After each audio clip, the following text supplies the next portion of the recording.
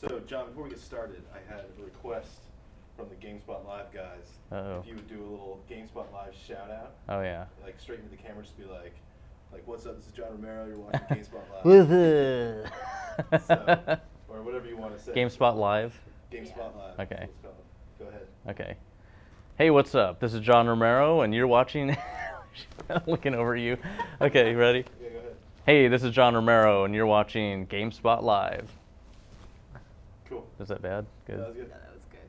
Too much looking off. No, it's all right. Okay. And we're set? And you can go ahead All right. and start. Okay, so the first thing I just want you to do, I mean, you just said your name, but say Yes. your name again for us and what your current title is and what you're doing. Okay. Hello, I'm John Romero, and I'm the Executive Vice President of Game Development at a new MMO company. Nice. Can you tell us the name of the company? No name. Okay. No name of the company? Actually, we have two names, just to kind of put anyone off that might know a name. And we don't have a name of our project. Okay. Super stealth. All right. That's fine. Then. So the first thing I'd like to know is just what your influences and inspirations were for designing Quake. Wow. Influences for designing Quake. Well, you know, coming off of working on Doom, Doom 2, and you know, some work on Final Doom. You know, we wanted to explore a fully 3D space. You know, super fast action, and the idea for Quake changed during development. We had an original idea at the very beginning that was more like not using the Doom weapons. You know, we'd already like gone from Wolfenstein to Doom with our weapon progression, and wanted to do something like really different. Wanted to innovate in game design, and so thinking along the lines of Zelda, where Link has a sword that kind of gains power through the game. I want to have this cool hammer, and this hammer. The reason why it's a hammer and the reason why the game is called Quake is there was a character in a D&D campaign that we used to play together. His name was Quake. He had this huge hammer, and so we wanted to make a game out of with that character in it. And we figured in Quake that you would be that character, and you would have this cool hammer, and it would gain abilities, and then you would have other things happening around you. But the game was going to be pretty visceral. It was almost going to be like a fighting kind of game, even though it would be in a fully 3D space where fighters are just like on this rotating kind of 2D plane thing. We're going to have a game that was kind of like a fighter but in a full 3D space, and with a lot of definitely dark and demonic and all kinds of stuff like you would kill somebody and you would take their head and you would gather them all and you would take them to a temple and sacrifice them for more power for yourself and just weird stuff like that. And the development of Quake as we went along, we were making all kinds of crazy levels and monsters and stuff that would fit in that world, but we had a big design meeting in November of '95 that pretty much changed the direction of the game just so we could just get it done, because it'd been going on for a whole year. Back now that's like whatever, a year. Back then it was crazy talk, So we basically said, okay, let's just put Doom style weapons in the game and kind of wrap it up and finish the game. And so I quickly rewrote it, came up with a military base theme for the beginnings of the episodes, and then just started kind of assigning everybody their levels and where they would kind of go, and that was it. 7 months later, the game came out. So it was this cool idea originally that we were creating a lot of content for, and then when we made the big decision, it was just like, get it done. Let's just put these weapons in, make them as cool as we can in this 7-month time period, because they just didn't really exist. And then that was it. We finished it. Can you talk about how the game is distributed? Well, Quake was distributed through shareware, which is basically, we take the game, we break it up into episodes, and then we take the first episode, we put it out on the internet, which lets everybody just download it and copy it and give it to each other and give it to their friends, and if they like it, then they can buy the rest of the game. And Quake, I'm not sure if it was actually I think it was maybe a 2-piece one instead of like we had done a trilogy before where we had done one game and then you buy 2 additional episodes. So you really just buy the whole thing kind of, and you say, hey, there's 3 things you're buying here. With Quake, it was 4. It was, you know, the first shareware episode and then episodes 2, 3, and 4 all into the whole deal. And so, you know, felt like you were getting more value because it's bigger than just 3 episodes. So people would call the 1-800 number and they would give their Visa and, you know, order the game. And that was, you know, middle of 1996 when we did that. And then it wasn't too long before we actually put Quake in the store so people could just go to the store and buy the retail box. And that was definitely, you know, a lot more people got it that way. Can you talk about how people responded to Quake? Well, in February of 1996, which was like the same month that Duke Nukem 3D was released, the shareware version, we released what we called Q-Test, which is a test of Quake over network that would work over the internet. It would work on a LAN really well. And we wanted people just to kind of test out the networking part of the game to make sure it was going to work and find any huge holes, you know, if we had any. And that really was kind of big when we put that out. Everybody got really excited because they got to see like full 3D world that was really fast. They got a feel for the game. It was just kind of really gritty and dark. And you know, they got to see our neat lighting that we were using and everything with the shadows and stuff, light maps. And then, you know, basically from February to June, everyone was just like going crazy waiting for the game. They were trying to hack into the office. You know, we actually had to pull the T1 out of the wall once because someone was had broken in. You know, just everyone was it was almost like Doom where everyone was just going nuts on the internet waiting for us to upload this thing. And so, you know, when I finally uploaded it to the net, it was like on a Saturday on June 22nd, 1996. And, you know, and I was on IRC and, you know, it was, you know, splitting all the time because you could barely get any words out. And so, you know, I uploaded the game and just that was it. LAN parties for weeks and weeks all over the world. And people started forming clans for the first time. That's where the word clans came from. We even had a different name internally for what people would like, how they would group. But the word clan came out, you know, in the community. And it was great because back then the Quake community was something that came from the Doom LAN party kind of community. And because it was over the internet and now, you know, chatting was something that was starting to happen versus like Doom era where there was barely even any email. Now people had email, they had web, you know, they could browse the web, send emails and start chatting. People got more connected and the game kind of connected people as well. And so they formed a lot of really close groups, these clans, people that would actually even live together in houses as a clan, and it was like really crazy. And then tournaments started to pop up. And even during Quake's development, we had talked about professional sports used for deathmatch, basically, and that Quake would be a really great game to do that with.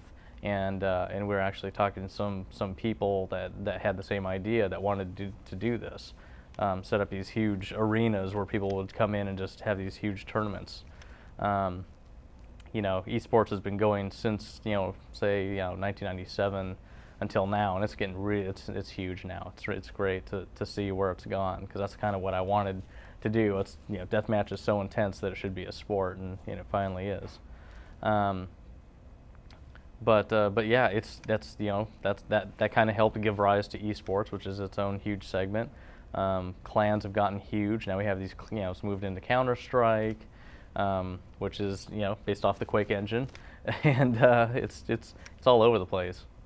So it spawned a lot of stuff. Yeah, I mean that's definitely was my next question about how, you know, the influence of Quake is still felt today throughout the industry, with the clan formation, the gaming communities, and any other comments on how it's changed the industry as a whole. Let's see. Well, changing the industry on a whole, Quake's you know, Quake's done a lot of things, probably in other ways that people wouldn't think of how Quake has influenced things. One big change, or one big help with Quake was probably the Quake engine, which enabled Valve to create Half-Life, which was just an amazing, groundbreaking game. In game design terms, it was just, it was amazing, and it was pretty. I was pretty stunned to see that nobody really copied Valve's formula, even until they released Half-Life 2. No one had still copied their formula, and they used their same formula again, and it worked again, even better. So, Quake definitely had a part in the genesis of Valve and Half-Life. In fact, Gabe Newell and Mike Harrington both came to id Software to talk to us, and I talked to them for several hours about how to form their company and who they should hire, and they wanted to license our engine, and so it helped out that whole segment, which gave rise to Counter-Strike and another entire phenomenon. Ritual Entertainment is another company that we basically helped start. They wanted to form a company, and they needed to get a deal. So I basically spoke to the guys that were going to co-found the company and told them that I'd work on getting a deal for them. And next day I talked to the id guys and said, hey, let's help these guys out. And we funded their first game, which was The Scourge of Armagon, which was a Quake add-on pack, and that started those guys off. So and now Ritual has been doing a lot of really great stuff, and in the industry, and that was starting off of Quake there. But gaming-wise, 3D gaming, full 3D immersive gaming is what Quake really started. It was the first game that was basically fast action FPS title. There have been full 3D engines before Quake, but they weren't at that frame rate, and they weren't for that kind of game. They were like, say, System Shock, which had a full 3D engine, or say Ultima Underworld, in 1992, that had a full 3D engine, but it was for an RPG type game. So Quake was really the first to stay in the FPS genre and show here's full 3D, super fast, and I think one thing that's pretty unique about Quake is the look of the game and the feel of the game. There's not really many other games that are that gritty and that fast and just disturbing, maybe. Other games have tried to duplicate some of that stuff, but it's just kind of ingrained in the game. So it still has this cool mood that I haven't seen in any other title, but at least it kind of pointed the way towards, here's some more disturbing stuff that you could do. Like Doom was already scary to a lot of people, but then Quake was, here's even darker, scarier kind of stuff, and it's there. Good, yeah. Can you talk about what your influences and goals were for Daikatana? Let's see, Daikatana was basically, it wasn't like a dream game that I wanted to make. My dream game was, my dream was to make my own game. And I'd been doing that for many years before id Software, but I wanted to do it on a larger scale, and really the big dream was to have a studio that did multiple games at the same time. That was like really what I was wanting to do. So when I started to come up with the idea for Daikatana, it was like I had no ideas. It was like, okay, what do I want to do? I wanted to do an FPS. I looked at FPSs that had gone, the past 3 years before, 3-4 years, and basically just saw, what, you just play the same stuff through the game. Back then it was like I'm playing the same guys at the beginning of the game as I'm playing at the end. Even in today's game, Sphere, you're playing the same kind of guys through the entire game, and to me that wasn't enough variety. I thought, I really want to kind of push forward, on the content side of FPSs and do something where, by the end of the game, you're so different than you were at the beginning, not only in content and environment and weapons, but in even the character, to change the character and to boost your stats and everything. And then I wanted to add a pretty strong storytelling aspect to the game, and to do that, I wanted to have sidekicks with you, which is where Superfly Johnson, Mikiko Ibihara came from. I wanted to have these sidekicks, but I didn't want them with you all the time. I wanted you to still have that fun, singular FPS kind of feeling. So, I just kind of came up with this idea of the the story, which I think was probably too convoluted anyway with all the weird stuff in the past, the whole setup. But you know, we basically did make a ton of monsters. You know, the sidekicks going through the game, which was the first time anyone had tried to do it, and sometimes it worked, you know, pretty well, and sometimes it was just like made people just stop playing the game because it was just jacked up. So you know, it was an experiment. It was a huge risk, you know. Back then, I didn't assess risk like I do now. Back then, it was, geez, risky, you know, starting a new company. There was a risk in hiring a bunch of people that hadn't made games before. There's a risk in putting together a team that's never shipped anything. And then there's a risk in creating a game that's just beyond any FPS that's out. And, you know, that's a ton of risk, huge amount of risk. And in doing it in 3 years, you know, basically started designing the game in like February of '97, and we shipped it in April of 2000. So it was a little over 3 years, and it was just insane during the entire time. So I'm just like crazy that the game even came out. How was Daikatana received?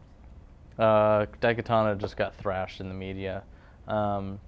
You know, we put out a deathmatch demo in, I believe it was February or March of 1999, which was pretty Spartan. It was just, you know, here's a few levels, here's how the air control works, here's how the dynamics of the weapons work, and so people could kind of see what the game was going to be like.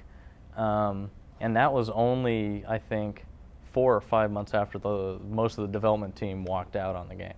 So that was getting a bunch of guys in there again and just trying to clean it up and just get something out there that we could say, okay, we did a demo of just the networking components, so we could do some tests with it. We put it out on the internet and everything.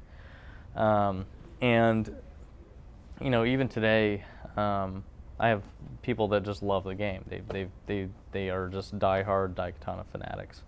There are people that love deathmatch. You know, they're really into it. That's what anyone that really likes Daikatana, I think mostly is they like it because of the weapons and the air control and stuff.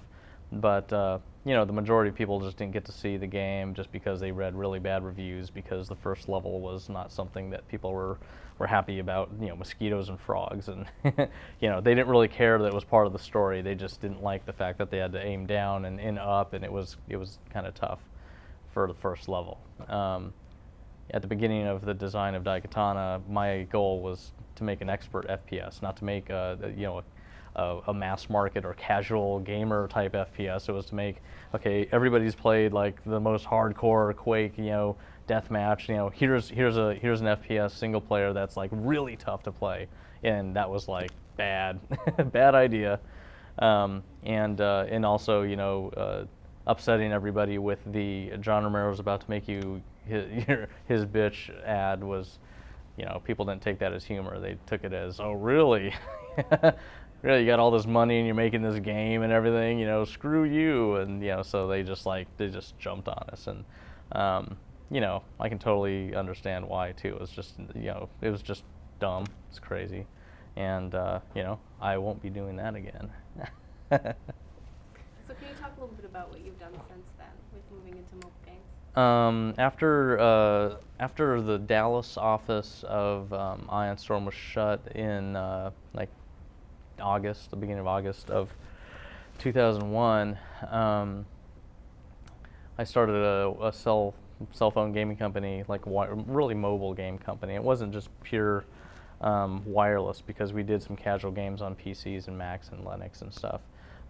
But the goal was basically, I wanted to make a game for Pocket PC, because I had a Pocket PC and I saw that handheld devices were really starting to get cool. Pocket PC had a 320 by 240 16-bit screen, and you know, and the processor was 200 megahertz. It was like, wow, this is great.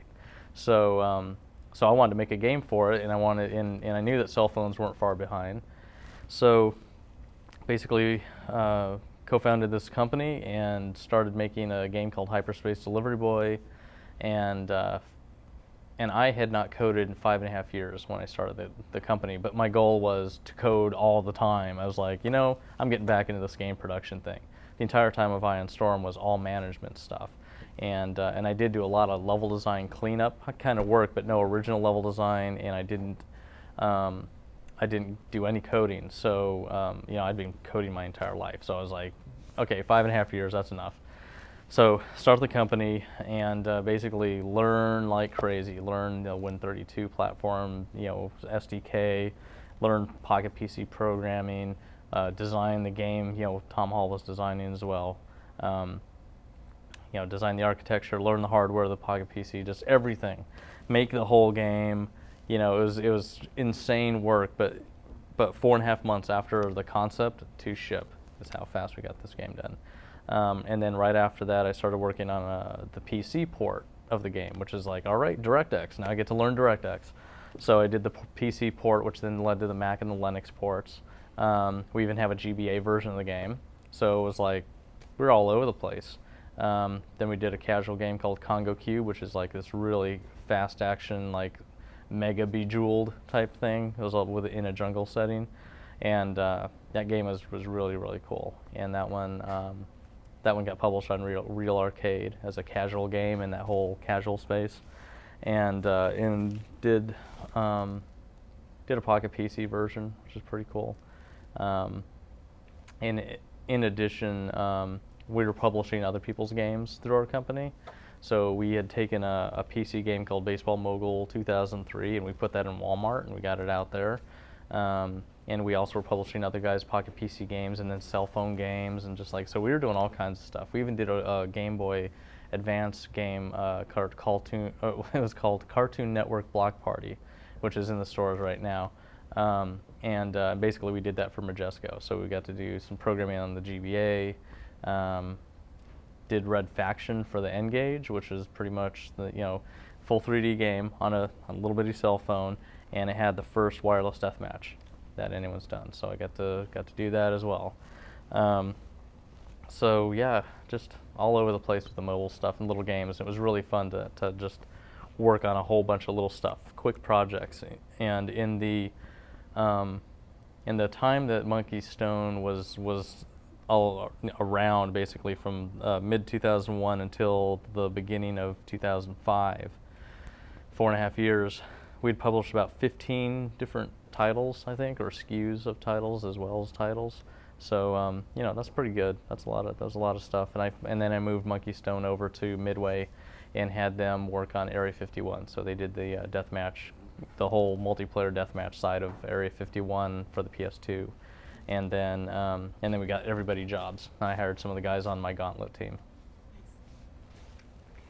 Now, one of the things that we're looking at as like a trend in the last 10 years is how the industry kind of splits people up into hardcore gamers and casual gamers, and splitting games up as well. Yeah. And can you talk a little bit about that, since you've worked on both? Yep. Yeah, the casual gaming is something that it's been around for a long time, but it never was a market that was kind of targeted by the game industry.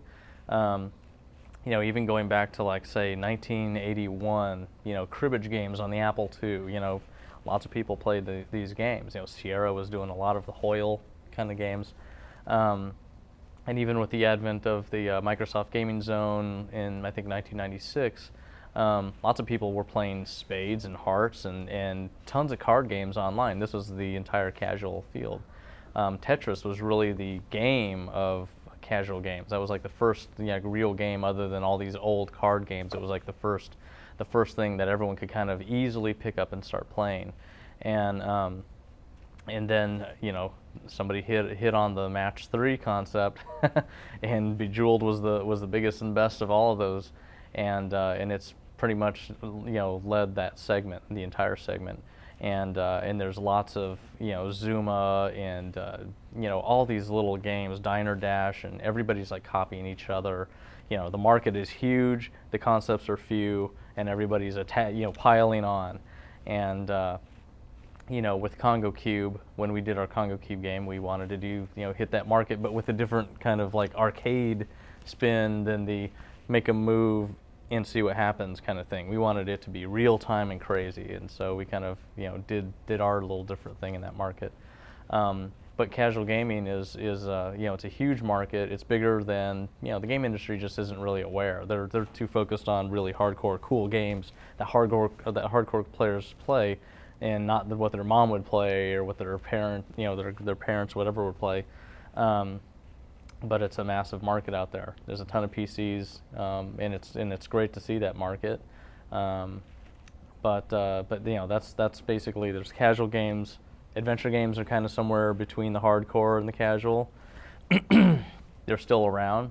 Adventure games kind of transformed from the awesome LucasArts, model. Like they're pretty much the last ones there. Sierra and LucasArts went into children's games kind of for a while with Humongous, and kind of emerged now in a mystery kind of element with Nancy Drew and CSI and those kind of games, that they've kind of gone into that area because those stories are perfect to tell in an adventure setting. So it's great to see that they're still alive in a different way. And then even with hardcore games, you have all these genres that really haven't been expanding too much, and so they start to kind of split. Even with the FPS genre is split multiple times. You have like your straight FPS titles, and then you have the tactical FPSs. So the rise of the tactical FPS, which I'd say Counter-Strike is kind of a lighter weight kind of tactical FPS. Really, the Tom Clancy games have defined that tactical FPS space. You have that whole design of those games split in three pieces again. You have regular mainstream FPS, which I'd say Fear is the perfect example of today's mainstream FPS, where you have Tom Clancy over here with the Ghost Recon, Splinter Cell, and Rainbow Six franchises, and each one of them has their own completely different design styles to them. They all kind of take the tactical FPS in three different directions. With a full stealth direction of Splinter Cell, Rainbow Six, strong squad base, but lots of preparatory type stuff, and then Ghost Recon, which is like the light version of Rainbow Six, and kind of more storytelling. And it was pretty cool to see how that just emerged, that entire segment just emerged, because I love tactical FPS titles, but I also love playing straight up FPSs, and I'd say that Valve continues to innovate, and I'd say Half-Life 2 is pretty much the best FPS that exists right now in design. The technology is amazing. They've again shown the way. Hey, let's add physics in here. Let's do something else with the puzzles. Let's get through these games interesting. Let's not just be dark and black and everything. Let's have some outdoor, some lighting, and vehicles. It's just it was a great development process that got them to make that game. A development process that is different than everybody else's. It's not like any other company's development process. It takes a lot of money and time to do it, but it resulted in something amazing.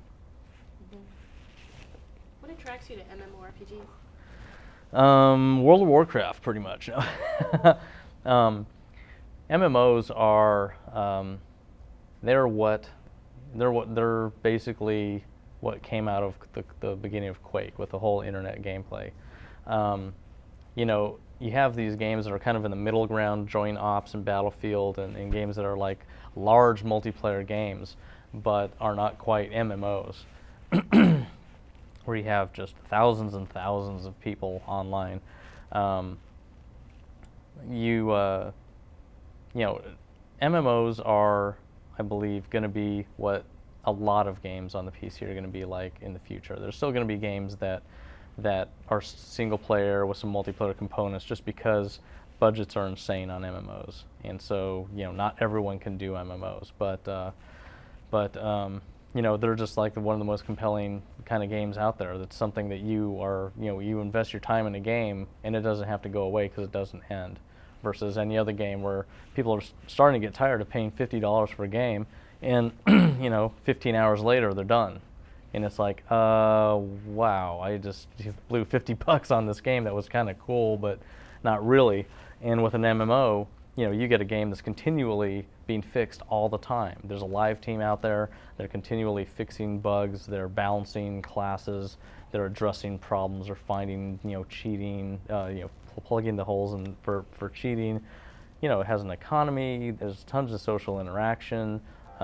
Everybody has lots of choices in the game on what they want to do. There's no, hey, you have to do this in this exact order. You can just do whatever you want. I want to, I want to get my leather working up, or I want to enchant some stuff, or I want to go shopping in the auction house for a while. It's like, you just do whatever you want, which is great, which is very counter to the single player type games where you just go along a storyline. So many FPSs, even like the ones that are kind of thrown out there pretty quickly, they have these great looking levels, but you can only move through a certain part of the level. It's like you're totally on rails almost. There's no freedom of exploration and stuff like there used to be. It's pretty much all about just like get the player through the game. Don't make it go on for too long or they'll get bored and never finish, that kind of thing. And MMOs are not designed to be finished. They're designed to you just sit there and just keep playing. And it's like, hey, a lot of people want to do that because when they're investing their time, they're actually getting something back for it. And it's this great character that has all this awesome, the awesome armor and trinkets and all that stuff. So, MMOs are definitely, I think, the wave of the future, and not, the first hit on MMOs has been the RPG space, but you're going to see FPSs coming out pretty soon. I actually right after Daikatana in 2000, I started designing an MMO that was an FPS, and we started prototyping it and everything. The network topology of the game matches exactly what Guild Wars is doing right now. But it was an FPS and not an RPG. But now you can see Huxley and these other games that are coming out. They're total FPS MMO, and it's like I can't wait to play those games. So you're probably going to see RTSs and all these other genres moving into the MMO space, and everyone's going to be trying to get the formula right. Why do MMO and RTS? Well, they got to figure it out. And when they figure it out, then it's going to be really, really cool.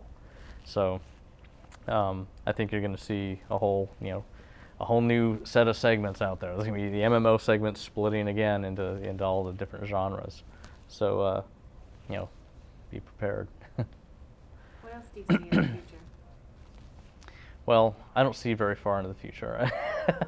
I pretty much kind of concentrate on what I think is the next coolest thing and kind of just work on that because, things change as you're making a game, and when you finally get done, you can kind of see the whole picture and you can go, oh, okay, this is where we can go from here. Because other things influence your game while you're developing it. You see someone else's game and go, oh wow, that's going to be standard now. Half-Life 2 just put a gravity gun in there. Everyone's going to have that now. It's like, hey, physics, gravity gun, there you go, new weapon. So things like that happen that kind of change what might be the future of a genre or future basic elements that might determine a future course that no one kind of saw. So I don't really try to see too far in the future. I mainly try to focus on making the best of what I think in the next couple of years is going to be there, and then kind of see where it goes from that point. In fact, that's what we did at ID all the time. We're like, this is the game that we're making. This is going to be really cool. Let's do it. And we just focus on it. And back then, it was one of those things where there was no one else to look at. We're just doing this thing for the first time. So we just did what we thought was going to be really fun. And when we came out with it, then we see people copying us and doing these other really cool things and go, nice, I like those ideas, but now we need to do this and take some of those elements and throw them in here. So it's all kind of evolutionary. Can you tell us anything else about your future? Well, I'm working here in the Bay Area, around like San Mateo, Redwood City, and I'm a co-founder of a new startup. It's got 3 of us co-founders, and we're currently about 16 people. We'll be building up to at least twice that, and we're doing a PC MMO, and it's really special for certain reasons that you can't talk about, but obviously you'd be, I think, insane to come into the market right now and just try and go head to head with World of Warcraft because they own it, and they did a really, really great job. So we don't want to be in that same space. We're kind of in a different space. So it's another one of these tangents I was talking about, where you take this cool thing, what can you do that's different but really compelling? So what we're doing is definitely different, and I think people will be kind of surprised when they find out when we finally release, which who knows when that's going to be. Can't talk about it. Okay. What'd you think of the Doom movie? The Doom movie, I think, turned out kind of like those lame Doom books did. Just like, whatever. I didn't even go to the theater to see it because I knew that, just hearing enough stuff on the net about how the story wasn't even the original Doom story, wasn't even interested in it then. It wasn't like a faithful, recreation of what we actually created. So I got the DVD when it came out, and then I saw it, and I was like, "Yep, that's what I figured." Whatever. And I thought that the actual only redeeming value of that DVD was the cool documentary that they had on there. I thought that was really good. So had they talked to you or involved you at all Nope. in any Nope. of that process? No. Since leaving ID, the only time I'd ever interacted with ID since leaving was, licensing the Quake engine for Daikatana, and that's it, and nothing else. And so, even past that point, really hadn't dealt with them too much. I'd been over there several times during those years, just to kind of say hi and to hang out with Adrian. Adrian Carmack is a friend of mine, but not really too much else. So now that I'm in California, nothing. What'd you think of the Quake 3 Arena? I really like Quake 3 Arena. Quake 3 Arena was a really nice deathmatch game. It was definitely boiled deathmatch down. I actually really liked the Rocket 3 Arena. I thought that was a really great mod. Just very, very controlled. It controlled the whole experience. But yeah, it was a very good game. Really, really liked it. It was exactly what it wanted to be. It wasn't a real sequel to Quake. I would have probably called it something different. But that's what it was. Any other standout games of the last 10 years that you've played that you really liked? Standout games of the past 10 years. Well, Resident Evil 4, amazing game, and it's the cool. One of the greatest things. Resident Evil 4 is such a console game. It is such a perfectly designed game for console. If you look at, say, Half-Life 2, which is a perfect PC game, the two games are trying to kind of do the same thing, where you're going through a world and you're shooting bad guys and everything, but the way that you interact with the world is different in both those games. Half-Life 2, for example, if you're inside of a room and you want to go blow out through the window out onto the roof and jump off the roof, you basically go up to the window, you shoot it, you kind of jump and crouch and go out on the roof and fall off and shoot at guys. And with a mouse and keyboard, it's not too tough to do that. On a console, you don't have that kind of interface. So, what you do in Resident Evil 4 is you go up to a window. There's a big old thing on the screen that says press A to break the window and go through it. You press the button. Awesome little cinematic of you blowing through the window and rolling and stuff. And then you're out on the roof of the building. You can just run right up to the edge. Don't worry about falling down. Aim at stuff and shoot it. And then a big old thing on the screen. Press A to jump down. Okay. It's all context sensitive design, and that was just such a very nice, simple way of handling console control. So I'd say that was definitely they should just go back and redesign the previous ones that way. And I can't wait for any other game that's going to come out with that same kind of control. Let's see, Half-Life 2, definitely one of the best games I've played in the last 10 years. Geez, what else? What other games? World of Warcraft, definitely amazing game. Yeah, kind of interesting. When they give out gaming awards, World of Warcraft came out in November of 2004, and I think they got the 2004 MMO award, or best MMO of the year or whatever. But MMOs are there every year. They're there all the time. I think they should be up every year. They all just go head to head and see who wins every single year. Because I think that World of Warcraft would have won 2005 as well instead of Guild Wars. Guild Wars is a cool game, but I kind of think that the more you instantiate areas in an MMO, the more you're completely taken away from what an MMO really is, which is a big seamless world. So you know, I won't be doing a lot of instantiating in my game. Geez, what are the big games? You